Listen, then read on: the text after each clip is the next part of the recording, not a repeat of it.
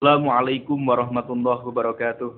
Saudara-saudaraku sebangsa dan setanah air, rakyat Indonesia dari Sabang hingga Merauke dimanapun saudara sekalian berada. Mudah-mudahan Allah Subhanahu wa Ta'ala, Tuhan yang Maha Segalanya, melimpahkan rahmat taufik dan karunia-Nya, dan mudah-mudahan kesehatan senantiasa menyertai saudara, rezeki yang melimpah ruah datang bertubi-tubi kepada saudaraku dari Sabang hingga Merauke. Saudara, sejak kapan Nahdlatul Ulama itu ogah terhadap FPI? Ini perlu kita jelaskan di sini agar ada sebuah pemahaman terhadap warga Nahdliyin dan juga daripada warga FPI, agar tidak terus-menerus ada perseteruan dalam berpikir dan juga dalam mengeluarkan kebijakan. Sampai kapanpun ketika permasalahan ini kita tidak ikut serta merekonsiliasi, tentu kebangkitan umat Islam di Indonesia ini tidak akan muncul, tidak akan ada apabila antar ormas tidak bersatu. Perlu saya bongkar, sebenarnya sentimen ataupun ogahnya Nahdlatul Ulama terhadap FPI ini ketika Nahdlatul Ulama itu yang bercokong adalah kelompok-kelompok liberal. FPI itu berdiri pada tahun 98.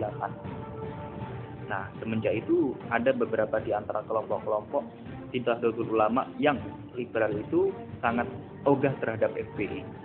Padahal kalau kita lihat Roisul Am pada waktu itu yang menjabat sangat senang dan bangga atas berdirinya yang namanya Front Pembela Islam, bahwa visi misi daripada Front Pembela Islam ini tidak perlu lagi kita pertanyakan.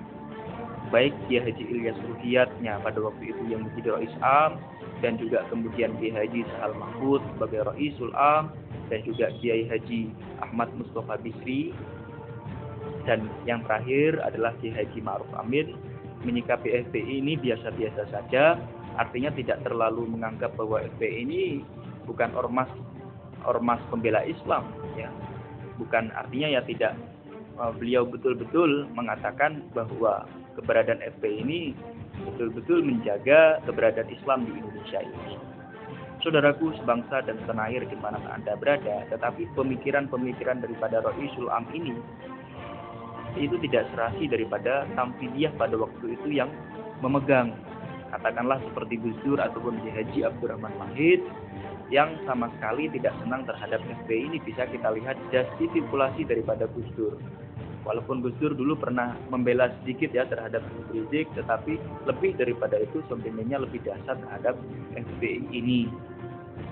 Saudaraku sebangsa dan tanah air dimanapun Anda berada, bagaimana yang kita ketahui bahwa Gus Dur ini juga merupakan penggiat liberalisme, sebagaimana yang sudah dikasih stempel oleh ulama Nahdlatul Ulama, putra daripada Kiai Haji Maimun Zubair yang bernama Kiai Haji Najih Maimun.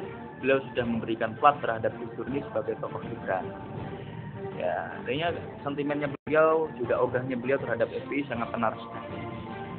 Tapi alhamdulillah ketika Kiai Haji Hashim Muzadi menjabat sebagai ketua Tamfidiyahnya, ya akhirnya tidak pernah berseteru, ya, tidak pernah terlalu berseteru dengan FPI, bahkan beliau sangat senang dan memuji atas patriotiknya daripada seorang FPI ini. Tapi sayang, 1000 kali sayang, ketika Kiai Hashim Muzadi tumbang, lengser dari jabatannya, pensiun dari jabatan sebagai ketua Tamfidiyah, Kiai Haji Said Akil Sirot menjabat sebagai ketua umum Tamfidiyahnya. Pemikiran beliau juga sama pemikiran Gus Dur, karena beliau adalah rekan, kru, teman daripada Gus Dur. Akhirnya, dan juga merupakan santri Gus Dur, ya. Akhirnya juga sama, cara berpikirnya juga sama. Dan Kiai Haji Said Akil Sirot ini sudah juga dikasih stempel oleh putra Kiai Haji Maimun Zubair, Kiai Haji Maimun, dan juga berikut ulama-ulama bahwa beliau itu adalah tokoh liberal juga. Artinya apa? Bahwa ketika dalam tubuh Nahdlatul Ulama itu tidak ada liberal, maka posisi daripada NU dan FPI itu akan sama. Akan sama, tidak ada yang namanya dikotomi antara dua lembaga ini. Akan sama antara dua institusi, akan sama. Nah, keberbedaan antara FPI dan NU itu akan ada ketika di dalam NU itu dipimpin oleh orang-orang liberal. Nah, lalu kapan FPI ini dipegang oleh orang liberal? Tidak akan orang FPI ini ada orang liberal apabila Habib Rizik Shihab secara terus-menerus tetap menjadi sebagai imam besar daripada FPI. Karena Habib Rizik adalah liberal, tidak mungkin di bawahannya itu orang liberal ada. Satu di antara warga FPI itu ada yang liberal, langsung dicamkan oleh beliau itu. tidak boleh di FPI ada orang liberal. Jadi itulah karena di Nahdlatul Ulama ini yang kita sayangkan, orang-orang liberal ini dipelihara. Orang-orang liberal dipelihara, bahkan diberikan ruang bagi mereka-mereka untuk duduk di sebuah jabatan-jabatan yang sangat strategis di dalam Nahdlatul Ulama. Nah, ujung-ujungnya kemudian diangkat sebagai waliullah, dilantik sebagai waliullah. Nanti ujung-ujungnya Said Aqil Sirot ini juga dilantik sebagai waliullah. Itu yang saya khawatirkan. Jadi antara FPI dengan liberal itu ibaratkan sebuah kolor merah dan putih dan merah. Nah, sampai kapanpun akan selalu berseteru, akan selalu ada konflik, karena FPI juga ingin mencamkan bagaimana liberal tidak ada. Sampai kapan? Ya akan tidak ada perseteruan apabila kelompok liberal ini akan mau bertobat, berada di jalannya Allah Subhanahu wa taala. Karena orang liberal itu menurut Syekh Muzadi orang setengah-setengah kafir. Setengah-setengah kafir, bukan orang Islam yang benar-benar, setengah-setengah kafir, setengah-setengah Islam. Ini yang bisa saya sampaikan.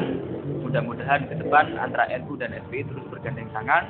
Mudah-mudahan besok dalam muktamar Nahdlatul Ulama mungkin diadakan di daerah mana, jangan sampai orang-orang liberal ini mencalonkan kembali sebagai ketua tamfidiyahnya. Karena kemarin itu orang-orang yang tercatat sebagai tokoh liberal itu semuanya berbondong-bondong mencalonkan diri, termasuk Ki Haji Said Aqil Sirot, Ulil Absar Abdullah, dan katanya Ki Haji Salahuddin Wahid itu juga mencalonkan. Dan beberapa di antaranya yang menurut di antara warga Nahdien dia tokoh liberal mencalonkan diri. Tidak boleh sampai kemudian besok yang mencalonkan adalah orang-orang liberal. Kalau orang-orang liberal yang bercokong pasti akan ada perseteruan dengan ormas-ormas lain. Tidak akan mau bersatu. Itu kepastian. Ini yang bisa saya sampaikan. Mudah-mudahan ada manfaatnya.